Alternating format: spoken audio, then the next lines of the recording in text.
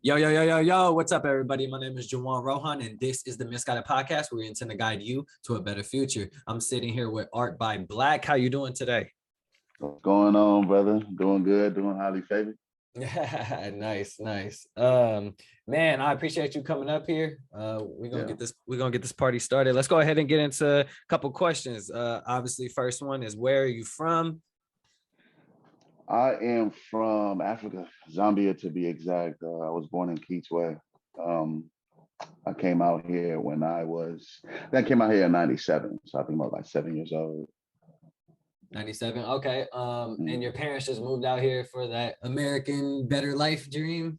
Yeah, we had to, leave a few things behind, but Yeah. mom's definitely just wanted to just start a new beginning and get a better life for herself and for her kid, obviously.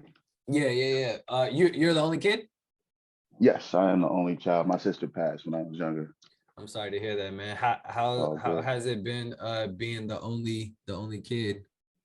I feel like it's been pretty cool. I mean, I always know that I'm not an only child, so it's always that awkward feeling of Yeah. like when I see pictures of my sister, I know that this isn't how it's supposed to be. Yeah. But being an only child has definitely caused me to be in my head a lot. So I feel like I have my creativity to thank for that because I'm just always thinking of different ways because I view the world a little different. I view it very creatively. So being an only child has put me in positions to where I'm sitting with my own mind, my own thoughts, my own Yeah. vision, all this other thing. So I feel like it's been pretty positive. So. Interesting. So from Africa, moved when you were about 7 years old. Where'd you move to out here? The first place we moved to, I believe we stayed in Concord for a little bit, and then we found a home in Oakland. Nice. Where in Oakland? East, north, west? Downtown. Downtown. Oh, nice. Yeah. That's cool. Yeah. And We you definitely still, lucked up. yeah, you still downtown? Yeah. So I ended up keeping the spot that we originally got. Mom's ended up moving to Alameda, so now this is my spot. So I think I've been here since because we were the first tenants in here. So Okay. I've been here since I want to say 99. Damn, Yeah. that's crazy. That's Yeah. crazy. And like you damn, because downtown been like this, right? But it's been constantly up, like, and getting better and more gentrified and stuff. So that's I crazy. You've been definitely there. seen it. Yeah. Definitely seen it get gentrified. Like we used to have a little corner store spot like downstairs. So all the snacks, all the little shit. Yeah. But I had It's to see that turn into this a juice bar. bougie ass- Yeah. Hey, real, that's real. Like I Yeah. really seen like shit. I think Mocha Studios used to be literally in the little mezzanine area. That's a fucking juice spot now. Yeah. You know? That's crazy. Yeah, I used to live in downtown for like 3 years, right on 14th Street. Yeah. So I know that area pretty well, but that's crazy, man. That's from Africa to Concord, out of all places, right? That's like a huge, Yeah. transition, especially back then, like it's straight Right. white people. But now and then went to Oakland. So you visited Africa since? Yeah, but it's been a while. I think the last time I went was maybe 10 years ago Oh, okay. to visit. Yeah, my mom is actually going out there next month to finish some projects she got going on out there. Okay, that's dope, man. That's dope. I gotta go there, man. That's on my bucket list. I don't know how soon, cause I like the water. I like the beach and Caribbean and Yeah, stuff like that. But I need to make that on my list. Is to go. fact. Gotta find those roots. Yeah, That's definitely. that's cool. Well, how did you first get into art? I've always drawn. I've always illustrated. I'm huge on like comics and stuff. So DC, Marvel, the whole nine. Even when I was a kid, it was like I used to have like all the little action figures, and I would literally make storylines Yeah, for them and everything. So that's dope. I would just tend to like illustrate them. Batman was probably my most drawn character, Yeah. and ever since then, I did it so much that I just naturally evolved without even noticing it. And then this one, it's like, oh yeah, you can draw. I'm like, oh, I can. I didn't know. So it just kind of picked up. Man, I used to think I'm kind of embarrassed to say this, but I used to think I could draw back in the day. And you used to draw Batman, but what I used to draw is fat birds. I don't know why, but I had an obsession drawing fat birds. Like, no lie, like I had journals full of like birds with fat like beer bellies, and it was just weird. Yeah. Hey, you never know. That can look. Art is so versatile, bro. Like, you never know. Like, you should bring that back, bro. I know, man. I know. Into an NFT or something. Yeah. It sounds like a cool like a stock, right? Like a cryptocurrency or something, right. Like fat bird. Fat bird NFT or something. Yeah, man. But Batman is so much better. So that's cool, man. What about photography and videography? I started photography and videography probably in I want to say 2015. Shout out my boy Hits. He's a photographer in SF. He actually pushed me to it because I was gonna book him to let me use his camera to do a time-lapse video of me painting. And then he was like, well, you have an eye for it. So instead of, paying me to do it, why don't you take that money and invest in the camera and do it yourself? Which is, I thought it was dope because usually people are not going to turn down on money. Yeah. You know what I'm saying? So it's like, it's dope to see that there's people out there that believe in your vision even before you even fathom the thought of doing it yourself. So I picked up a camera and I never did that time-lapse video, never did it because I was like, well, let me see if I could do what he does. And I just hit up one of my homegirls and we did a little impromptu shoot. I fell in love ever since, and I've been literally shooting since then. And when was this? What year was this? This was 2015. 2015. Damn, that's crazy. So that's photography, and then how'd you dip your toes into videography? It's crazy because it was all like just random spur. One of the models I was shooting was saying, do you do videos? And I was like, I don't know the first thing about it. So when I upgraded my camera, one of the features was like, it was really known for videos. So I was like, well, let me start doing small little video clips of the shoots that I do.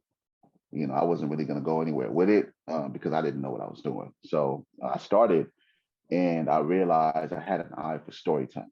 So I could really captivate the audience by making the song cohesive with the visual that you're seeing. And that didn't happen until I want to say 2016. So like a year later, I started really going for it, and people loved it, and people started booking me for it because it's like, oh yeah, so if I book a shoot, you gonna do one of the videos? I was like, okay, so this is the thing. So I'm gonna have to make this like a signature of mine. So I want to say like a year apart, I started doing videos. That's cool, man. Yeah. Videos is like it's like, I feel like it's the consistent thing. I think photography as well, but everybody want to do music videos, and people, in the world like that we're in right now, like TikTok, for instance, people want videos. So that's good to have that, diversify and stuff and make more money for yourself. That's cool. Is this all the stuff that you do, like just all artistic stuff? Like, do you have a regular 9-to-5 job? Like, nah, I gave up the 9-to-5 life. I want to say, when did I get that shit up? I gave it up. Give that shit. I gave it up in I want to say probably the start of the pandemic. I gave it up. I was working at Home Depot, and I couldn't do it, but I couldn't sit there and act like I cared, bro. So I had a conversation with one of my boys. Shout out Cam. He's a photographer out here too. He just moved on to LA. He was saying, if you really want to do this, you have to decide how much time and effort you want to put in it. Like, it's only going to be as big as you invest in it.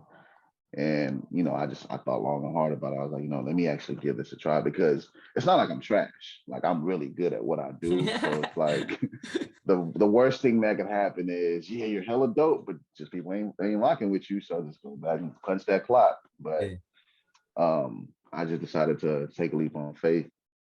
And I literally been an entrepreneur ever since. I guess that's ups and downs for sure. Oh yeah, for sure. Especially during the pandemic. That's a huge fucking leap that you just took, because people are wanting to save money, and you're like, no, I want to, leave this stable job and then I want to ask people for money to in exchange for photos while everyone's freaking out. So that's crazy, bro. How do you financially prepare for that move? Because it's one thing to like the mental move of it and preparing for it, but how do you financially get ready for something like that? It's all about, because my thing is, you have one life, so you can either live it by society's terms, or you can live it how you want to live it. And I truly started to believe that what you put into the universe, you're gonna get back. So my thing was, I've been broke before. I know what that feels like. So let me actually put a little bit more faith into taking a risk financially and just depending on myself solely. So it was all based on faith, bro.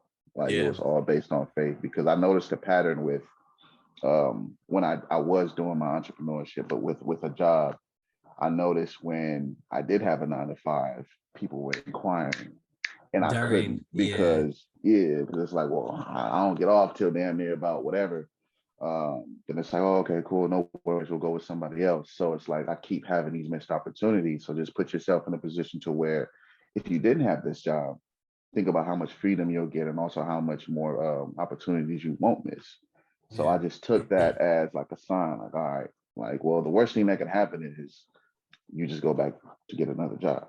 I guess the question would be now, since it's been about 2 years, a little bit over 2 years, full entrepreneurship. Are you happy, or are you more worried most of the time? Honestly, happy, just because I don't have to work under anybody, and I don't have to worry about like micromanaging, and just the concept of a job. You're essentially working for somebody else that had an idea to be their own boss. Yeah. Like, no matter where you work, what you do, Gap, Old Navy, Salesforce, you're literally working for somebody else that had a dream to literally be their own boss. Yeah. And obviously they're hiring you to, you know what I'm saying? So it's like this kind of, you become a sheep. So just staying to that mindset is like, all right, there's happiness in the freedom that you have. You just have to work a little harder though to maintain that and get to the level that you really want to be at.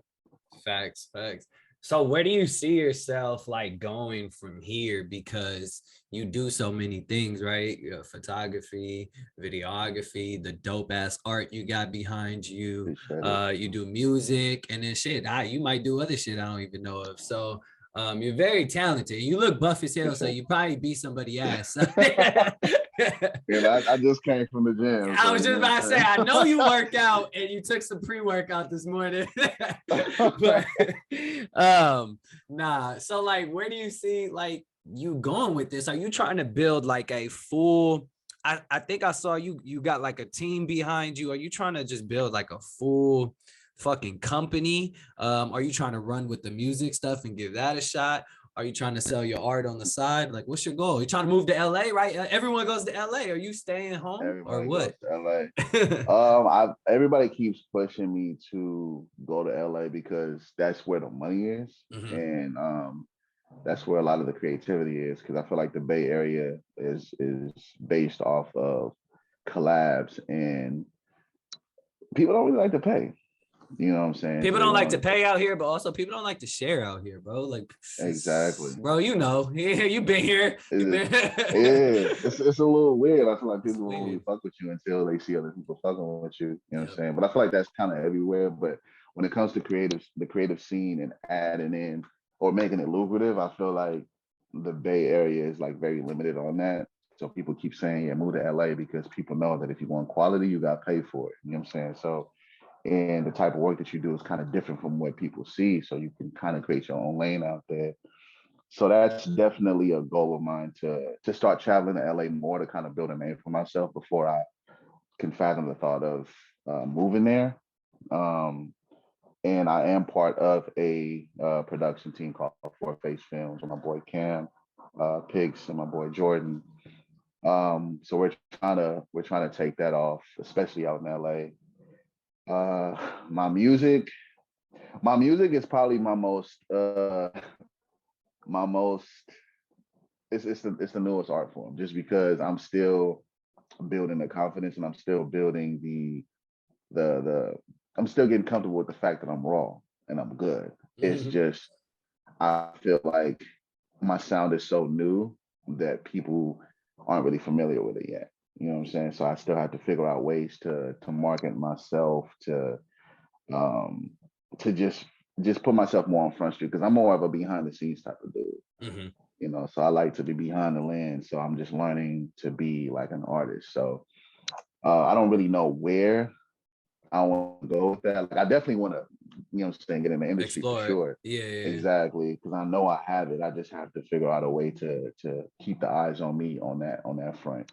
You do have an interesting sound. When I listened to it, I was like, oh, what like that's different. And I listened to it like 4 times, right? The No Go song. And I was like, ooh, I really like the melodies. Like it started to pick up. I was like, fuck with this like a lot, actually. And it's definitely a different voice. So where I know I just hit you with 2 questions, but where'd you get that sound from? Like, who's like an influence to you? Me. You just was rapping in the shower? Yeah, I guess it's my I don't know. I feel like it's just my voice, like when I rap, because I naturally have like a low tone voice, and I make music I make music with the audience in mind, which I feel like a lot of artists, this is my personal opinion, I feel like a lot of artists don't do, because I feel like people just kind of focus on, I'm gonna make music because I think it's dope, which is perfect. I do that and also keep the audience in mind. Like if I were an artist or a listener, what would I want to hear from somebody with my style? And I try to get as like intimate and personal with the listener, so that kind of gives me a kind of like a leg up. What you might be good at is a ghostwriter or like an A&R person, because that's what they supposed to think of. You know what I mean? Like they supposed to think of the audience in mind, when the artist is just supposed to go in there and just like think creatively. So if you already have that in you, you might start charging for ghostwriting, bro. I never thought about that.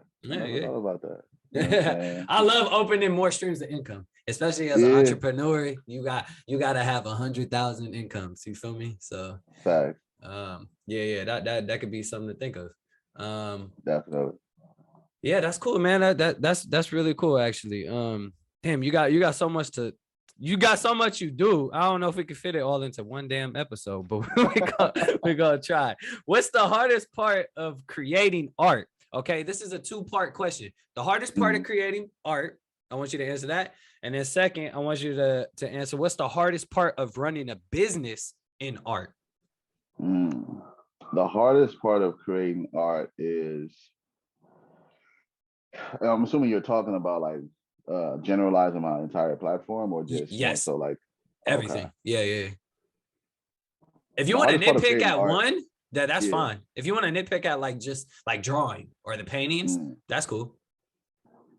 I feel like the hardest part of making art as a whole is, are people gonna fuck with it?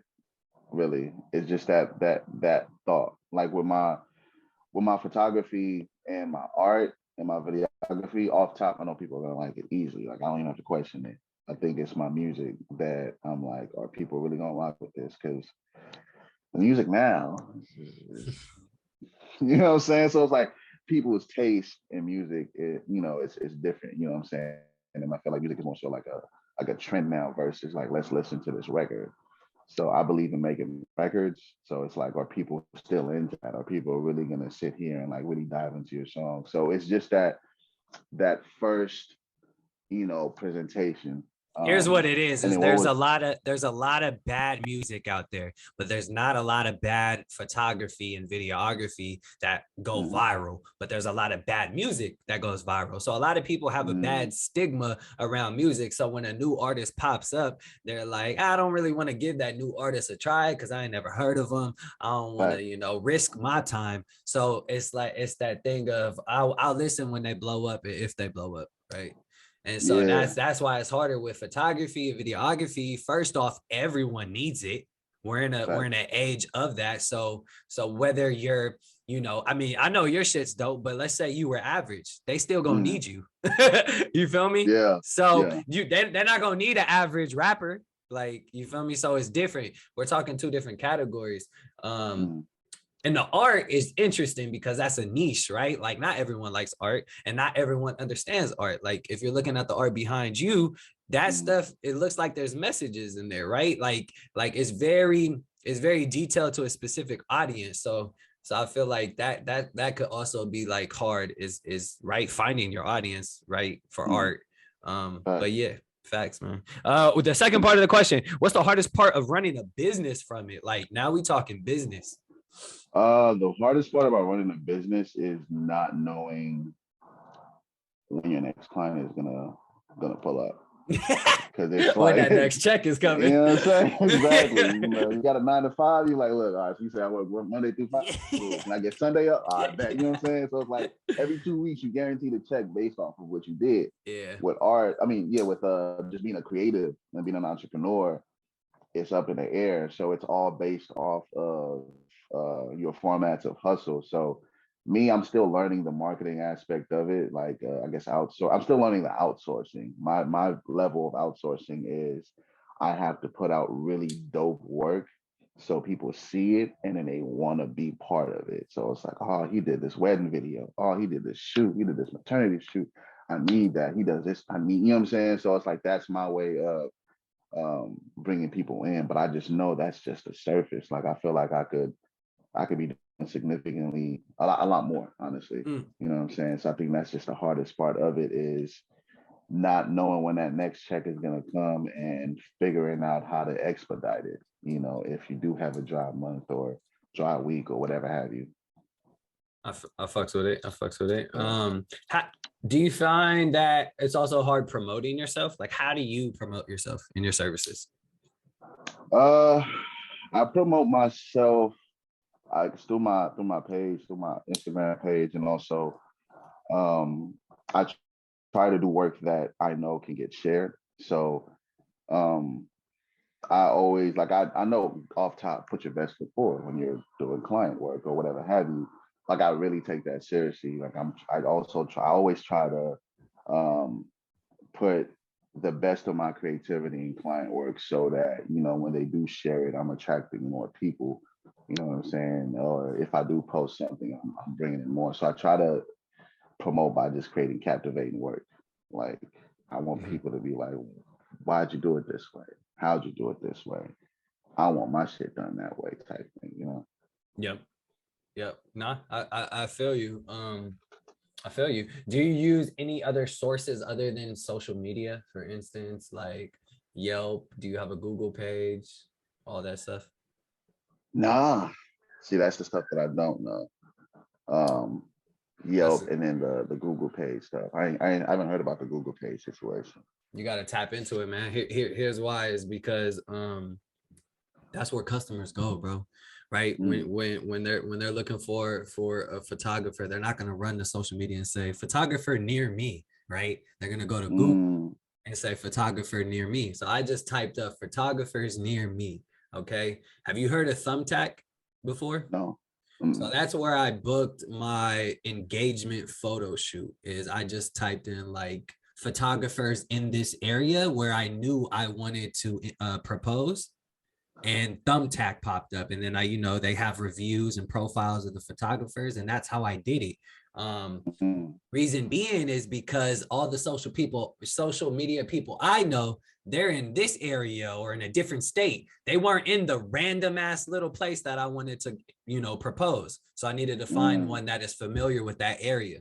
So Thumbtack, when you type it in, it's like top 3 that pops up. Thumbtack's always going to pop up first because they put the money forward for you, but it's kind of like a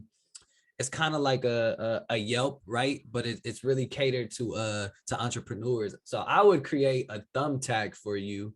Nice. And put your profile on there, start getting reviews, and a lot of your business will come from there. I would also do like a Yelp. Yelp is very good.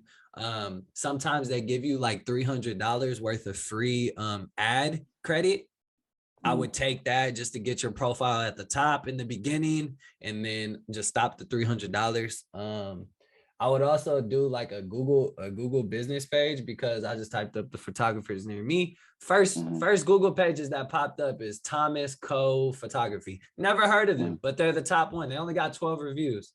Luke George Photography, wedding photographer. Brandy Thomas photographer, 24 reviews. So like not a lot of reviews, but they're popping up and people are going to them. So that could just like expand your business. That way you have like other sources coming in, because you do wedding, right? Like wedding photography. I think I saw some like obviously that's a huge source of income, and there's a lot of competition out there, but like you say, your shit's dope. You're gonna stand out. So I would find ways to expand your business other than your social media, for sure. That's dope. Yeah, appreciate that. That's news to me for sure. Yeah, tap in, bro. I mean, it's free to start the Google business page. If you want to run ads on Google Ads, just pay someone. I know some people that can set it up. I think they charge like $90 just to set up one ad. It'll get you running, and then that gets you running, and you have you could pay like $1 per click, if that, or you could pay less. Like that's not a lot to get your name out there, That's so I'm definitely tapping into that. That's definitely news. Facts. Cool. Well, we only got 10 minutes left with Zoom fucking timer. What we could always just start another one, and I could clip them together too. But what do you wish you knew when you first started photography and videography? What do I wish I knew? When I first started, I wish I knew to learn my camera. How to work it and stuff.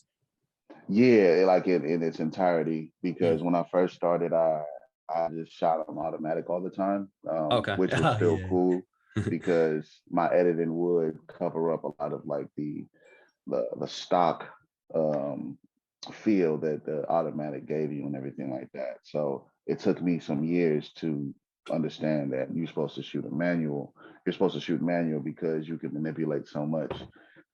And I was heavy on thinking, if I want better quality, I need better equipment. So I just spent too much money on thinking, well, if I get this, then it's for sure gonna look like this, without knowing, no, you need to learn how to do this with anything before it looks like that. So I wish I knew how to learn my camera, because I felt like I would have produced probably a lot more work. That's a good point, as a lot of people think that like you need to spend a lot of money in order like for good quality and stuff. Like let's say people out there wanting to do YouTube and stuff and be a YouTuber, they think you need to buy the best camera out there, you got to buy the best microphone, you got to have 4 stands just in case other people want to come, like like 5 lights, you know what I mean? Like no, you really just need the basics, and you need to make really good content. Like that's it. Exactly. And then once you start getting a feel for it, understanding what your specific audience wants, then you can build up from there. And I made that mistake too. Like I went out and bought hella shit, and just was like, it's like, bro, I never use half this shit. Like I got all this shit. You feel me? Like you're gonna have hella shit to learn now. It's like buying hella equipment. It's like now you forget that I still gotta learn this.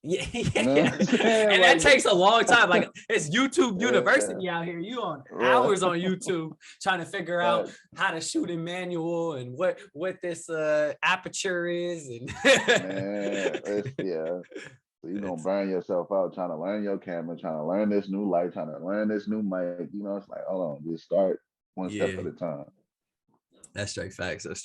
Man. Cool. I want to move on to a segment I'll call the Hella Misguided segment, where I ask the same question to each entrepreneur that comes up here. That question is simple. It is, if you were to write a letter to your 18-year-old self, what would a summary of that letter be? Stop bullshit. It's okay. Take your time. You don't have, just stop and just listen to anybody with wisdom, because especially at 18, you swear to God, you know everything. You know what I'm Man, you're saying? such a So, hard head for real. so I just like, I would tell myself, look, at the end of the day, listen to moms. If anything, if you don't listen to nobody else, this is a crucial time to listen to moms, my boy. Like, you know what I'm saying? With your partner, something cool, you can cross that bridge with your, Yeah. you know what I'm saying? But moms, listen to moms, and also take opportunities seriously, no matter how much you feel like, oh, this is boring. This is understand that it's being presented to you for a reason. It may not benefit you now, but 10, 20 years from now, whatever have you, even 2, 5 years from now, it's going to benefit you, you know? And so I would just tell myself to just shut up and listen. That's it. Shut up and listen. I like that. I like that. Yeah. Shut up and listen. Okay, that's good advice, man. That's great advice. Sure.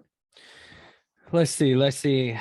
I want to talk about kind of blending all of the businesses together and how hard it is to manage everything, because I'm a man of multiple businesses and my time is limited. So I'm sure you're the same. And how do you figure that balance, right? Like where to spend your time? Is it based on feeling and passion at the moment? Like if you have that moment of like, damn, I just thought of some really good bars, let me go and write some music, like you know what I mean? Or like, how do you manage and balance your time? So far, because I've been doing a lot of multitasking with my music, it's always based off of like feel, like, because all my music is based off of like experience. Like obviously I would take an experience and make a creative story out of it, but the foundation of it will be some real shit. Like there's really no cap in my rap. So I just base it off of feel. With my art so far, it has been more so a therapeutic avenue for me, because that's the only time I get to forget about everything else and just kind of stick to my first love, which is art, and just paint. And I just produce so much work with my photography and videography. I'm starting to realize it's becoming more business orientated, which I kind of don't like, which is cool. But I don't want to lose that passion, you know what I'm saying? Because I feel like I'm tending to that less, and just I'm just tending to that less, you know what I'm saying? So I'm just more so focusing on like the creative aspect of it versus, I mean, the business aspect of it versus the creative. So probably just one by one, to be honest, just understanding what each one serves for you.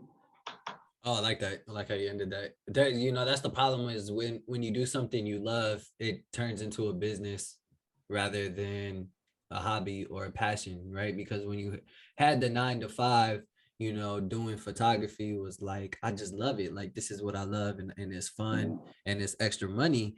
Now it's your only money. So you have to know the business side of it, or doing photography ain't gonna be as fun. Right? It's just gonna be a broke joke, right? Because so you have to find a balance, and a lot of people struggle with this, and shit, I struggle with this, between like really liking what you do and still having that passion for it, but also knowing the business aspect of it, right? And that is like one of the hardest things, is trying to understand that as an entrepreneur, and it takes time. And I honestly think no one ever fully understands it. Right? But yeah, I mean, like I totally understand that. A couple business tips that I've been told is to, don't try and do everything, right? Outsource, and it's super important because it saves you your time. So like for your example, you're focused on the business aspect of it now, as opposed to like the actual creativity of the photography, right? You're tending less to it. So I would maybe, like look into, like, always understand the business, because if all shit hits the fan, you need to understand how to run the business without people. However, I think it's good if maybe you look into like hiring someone who knows the business aspect more of it, right?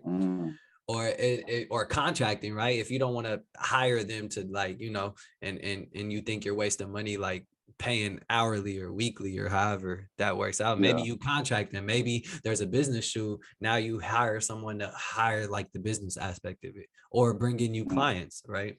So Right.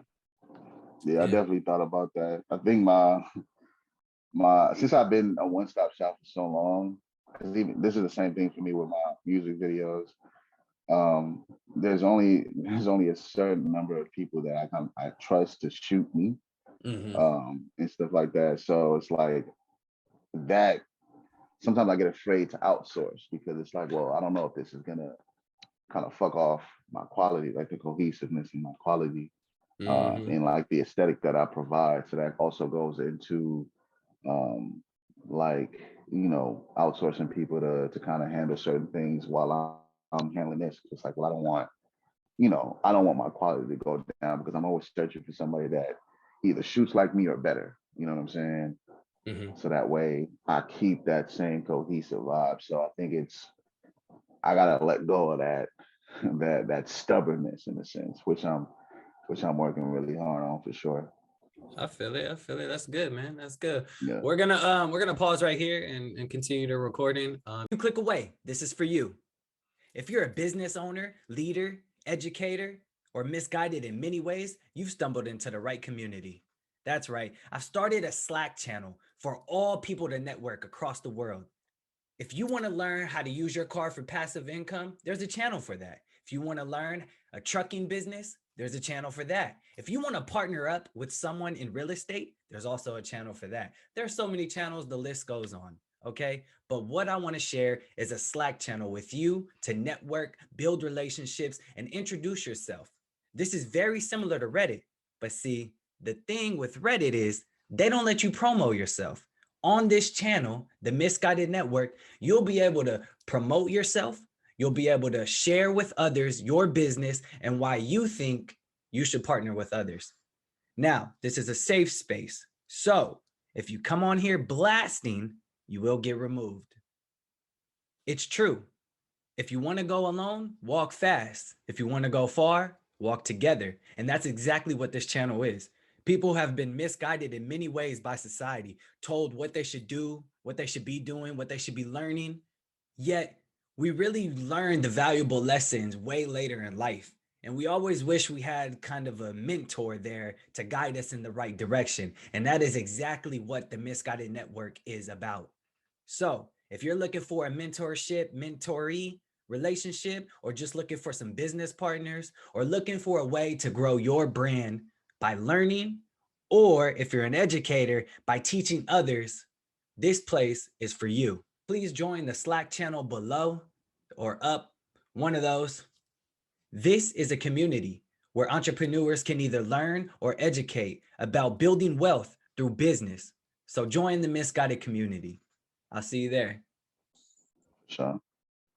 Yo, we are back from our break. Sorry, Zoom wanted to be rude and cut us off in the middle of a dope conversation. Nah, but man, yeah, we gonna start to wrap it up, but I want to get into some more questions real quick. Yeah. I want to know, what do you think you could have done to boost your career when you started? Like, this is a random example. You don't have to take this, but like when rappers come to the scene and they got the colorful hair and they dress very different, right? That's to get attention, right? Do you think there's like anything that you would have like agreed to, or like that would have been appropriate for you to like boost your rap career? I want to say confidence. Confidence. Okay. Yeah. And go a little bit more into detail about that. Like, what do you mean? Like, are you not confident about how you promote yourself? I mean, because you said you're confident in your raps. So Yeah, it's the I think confidence in well, earlier. Now I'm a different breed, but earlier back then, um, just confidence that I'm good, because I feel like I feel like I started music a little late, you know what I'm saying, compared to, I guess, the norm, because people usually start music around like early 20s, damn near teens and shit. I picked up music on a creative hype, and I think I picked it up like in late 20s and stuff like that. So the confidence started with I mean, the lack of confidence just more so started with not knowing if it's going to take off, not knowing if I'm I'm gonna be good or whatever. So I wish I had more faith in the fact that, hey, you put it out there, keep the same energy all the way through. Like I didn't learn the same energy until later. Energy. That's an important word. It is about energy, because even if you lack the confidence, right? You still need like the energy, right, to keep going. But like when you're in those rooms with other creatives, I think you build off energy. And so, and in turn, it gives you more confidence. So I think it really starts with energy and how it's like how you start your day, right? If you wake up on the wrong side of the bed and you cranky about it, your whole day gonna be like that. Energy. So yeah, that's good. Cool. Let's talk about kind of growing up in Oakland and in the artistic inspiration that came from it, right? Because there's a lot of art, a lot of graffiti and stuff, and a lot of dope art in Oakland. So let's talk about kind of like you growing up as a kid. Me growing up as a kid, like I said, I always viewed the world creatively. So I just always took notes on everything that I see. Like I was always captivated by people that did graffiti. I was always captivated by people that did those like caricatures. I think like that's what it's called. When you go to the city and then they draw you hella dramatic and shit. I was always like, fascinated by that, because it's like, damn, like you're taking a whole person, but you're flipping it into your perspective. And the question to myself, or the statement to myself, would be, I could do this too, but I wonder how it would look if I did it. So I just always took everything as kind of like a challenge. It's like, oh, you think this is dope? Well, we know you can draw, so but can you do this? So I always took everything as a creative challenge, and I feel like I had this I could do anything you could do, but I could do a better mentality when I was a kid, just because I sat in my own thoughts so much. It's like, so I had hella time to think about how I seen it, how it was done. And then after analyzing all of that, it's like, well, how would I do it then? You talking all this shit, but how would you do it then? Yeah, you're talking about so I get at it that way. But Oakland, the Bay Area in general, has always been like a creative inspiration to me. Because there's just always something to do, always something to create and flip and this, that, and the third. Okay. Yeah. I like that answer. That was good, man.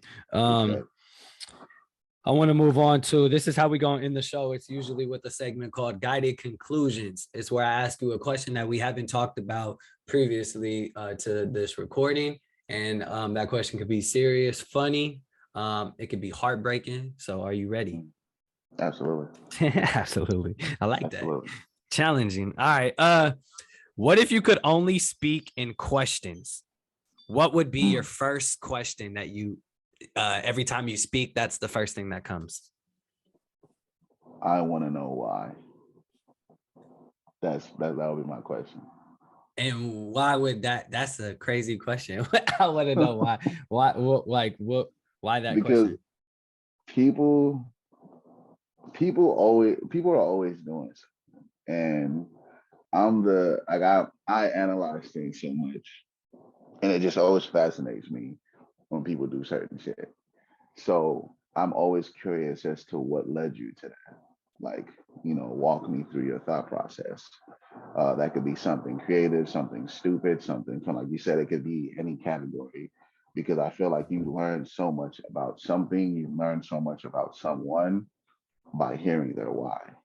You know what I'm saying? And that, I feel like that is super important, because people will tell you about themselves without intentionally doing so. You know what I'm saying? So it's like, People tell you about yourselves by just talking. Exactly. Like, just get them to talk. Exactly. So I like to cut straight to it and be like, can you tell me why? because I feel like there's so much, there's a huge story behind that. Why'd you paint it this way? Why'd you do it this way? Because I feel like that's where the beauty and the madness is behind that why. I like it, bro. I like it. I like it. Cool. Well, thank you for answering that. Thank you for coming up here, man. It's been a hell of an episode. Go ahead and let everyone know where they can follow you. Oh, and let them know your real name, bro, because it's dope. It's dope. Oh, name. Yeah. So my real name is Chipemba. So it's said two ways. So you can say it the American way, which is like the lazy tongue, which is Chipemba, or you can say it the traditional way, which is Chipemba. So it comes with a little Chipemba. Chipemba. I like that better. Cheap. Wait, so let me try it. Chipemba. Right? That's a Chipemba. Chipemba. Like how Black Panther, she was like T'Challa. Oh, yeah. Versus it's like, oh, T'Challa. It's like, nah, T'Challa. So it's like you emphasize your shit. You feel? You emphasize your shit. I like that, man. I like that. Yeah. Nice. Well, make sure y'all go follow, and then drop your social medias for everyone. So you can follow my music page, ArtByBlack Music. Follow my photography and my videography page, ArtByBlack. And if you want to take a look at some of my art, ArtByBlack Art. So check me out. I'm on Spotify, Apple Music, Tidal, I'm on every music streaming platform. Definitely check me out. Yes, sir. All right, man. Well, you heard it here. Make sure you guys like, follow, and subscribe. And thank you for listening to the Misguided Podcast, where we intend to guide you to a better future. My name is Juwan. Again, you sitting here with ArtByBlack, and we'll see you on the other side. Sir.